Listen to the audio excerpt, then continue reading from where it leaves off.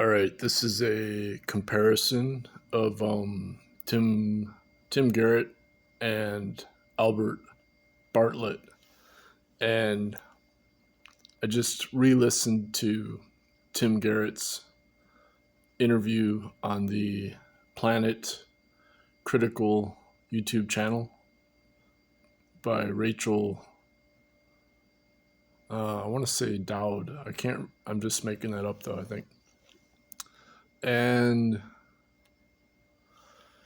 so basically he was a cloud physicist studying the snow accumulation in Utah, and he realized it's the same thermodynamics process for human civilization as an S-curve, which means that in order to sustain the same rate of GDP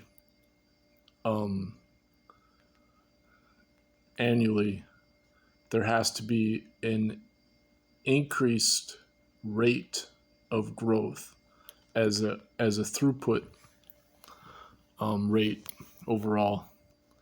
This whole light thing's really annoying. So let me turn this on and see if it helps. Now,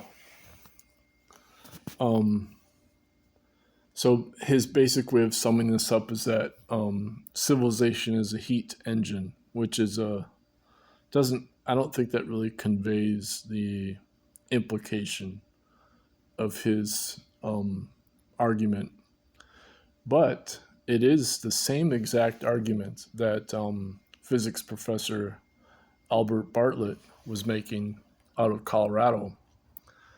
And he considered it so crucial that he gave the same argument, the same lecture for his whole career over 1,000 times. And the lecture is on YouTube. There's several versions of it. It's called Arithmetic, Population, and Energy. And his argument is, well, it's all due to the exponential function. So the exponential function then leads to collapse. But what the exponential function is essentially is based on the rate of change. It's a ratio of ratios from music theory. And so it's the conversion of a change in time into a spatial constant ratio. So for GDP, if you want to maintain that constant ratio, you have to have a throughput of energy that's greater each year as on an annual basis. And that's the exponential growth. And so what this means is that because it creates that constant ratio of ratios, then it creates the illusion of sustainability. And this is why I really like Albert Bartlett's analogy of the bacteria in a petri dish. And if you have a rate of growth based on the day by day, then the petri dish will be half full of bacteria and half empty of whatever they're eating, the agar sugar. And so the bacteria will be arguing amongst themselves whether the petri dish is half full or half empty. And this is Tim Garrett's point, is that to maintain the constant GDP, you have to be relying on an open system around you. So the thermodynamics has to be an open system. And so there has to be a continued growth rate of the system around you that you're relying on, the energy throughput system. And obviously, the Petri dish is not an open system. And so the problem with Earth is the biosphere is not an open system, because as an atmosphere, the only way we can have life on Earth is by the global warming effect, with the CO2 delaying the rate of radiation output from the atmosphere. And so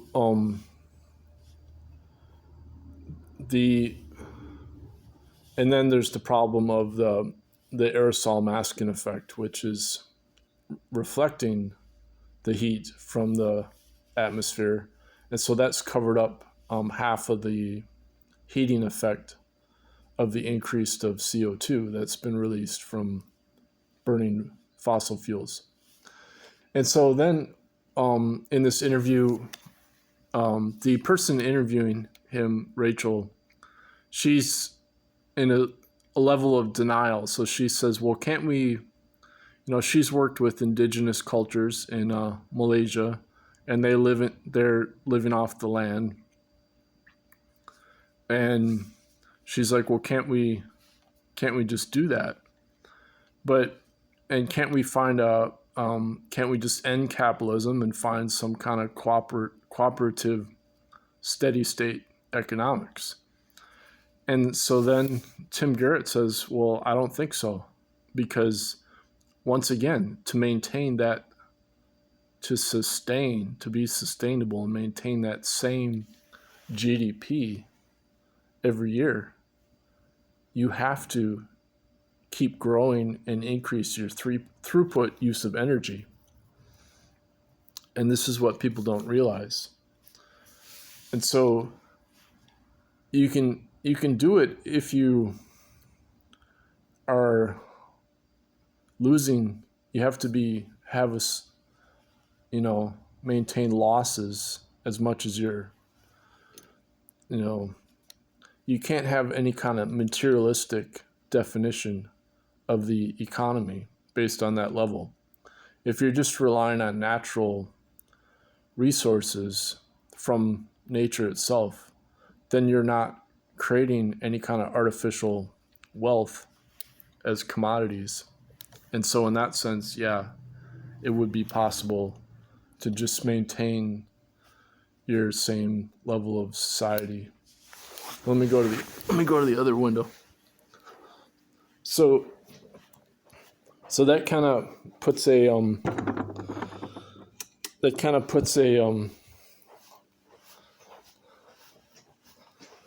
let me see if this works. It kind of defeats the whole socialist economics argument. And the problem is that a lot of the so-called environmentalists are actually secretly socialists. And so they're trying to project these socialist. They're secretly trying to project their socialist ideology onto the ecological crisis, because they can't ignore the ecological crisis. And so they're trying to argue, well, it's actually caused by capitalism, when in fact it's not just capitalism. And in fact, what Tim Garrett points out, that when we look at cooperation actually occurs when there's abundant resources. And when there's abundant resources, then you're actually maximizing your energy throughput. So he said, like, the 1950s is a great example, because we had a tax rate of 90% in the US as the marginal tax rate on the elite, the wealthy elite. And so that went into the military Cold War spending, and the military budget kept increasing. It increased vastly under Eisenhower, and then under the U.S. invasion of Vietnam and Indochina, they changed how they defined the military budget. So they added in the trust fund of Social Security. They added that into the general accounting. So the military budget went from 50% down to 17%. And then they called it the defense budget. And so that's the accounting tricks they use to cover up this growth. Energy growth is actually because the military is the main use of the energy. And so then we have an increase, competition for resources. And that's what he says that's what war is. It's just competition for resources. And so then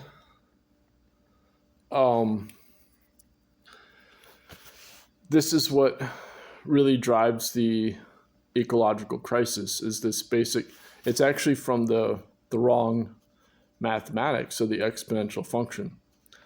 And so he just calls it the S curve, because if you look at it historically, it always causes a collapse.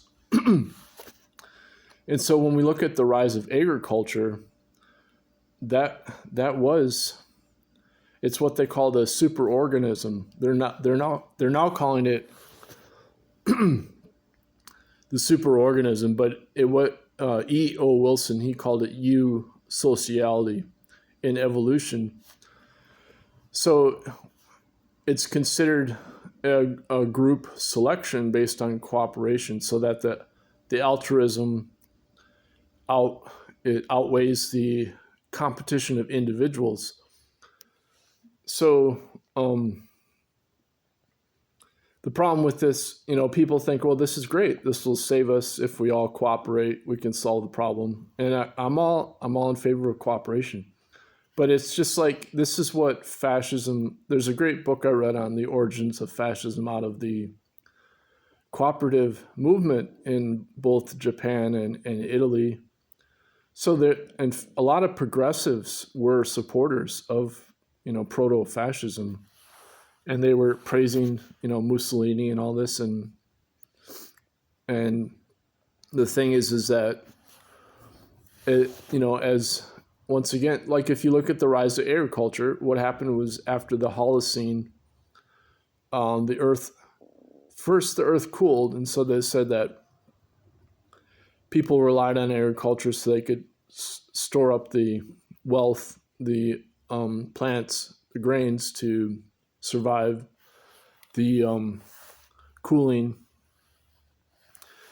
And they had preferred the hunter-gatherer abundance of animals, but then they overhunted the animals, and so then they moved on to then the earth warmed again for the Holocene, and so they started agriculture and were able to then store up wealth. And once they were able to store up wealth, then that created a hierarchical competition that required this constant expansion. In order to maintain that abundance of stored up wealth, you had to constantly expand your growth rate. And this is Tim Garrett's big point. So it's no surprise that agriculture developed globally due to the environmental conditions of the earth warming coming out of the Ice Age. And that's how humans developed this hierarchical war society that's led then to the Industrial Revolution and the collapse that's occurring right now ecologically. So just leave it at that. Thanks.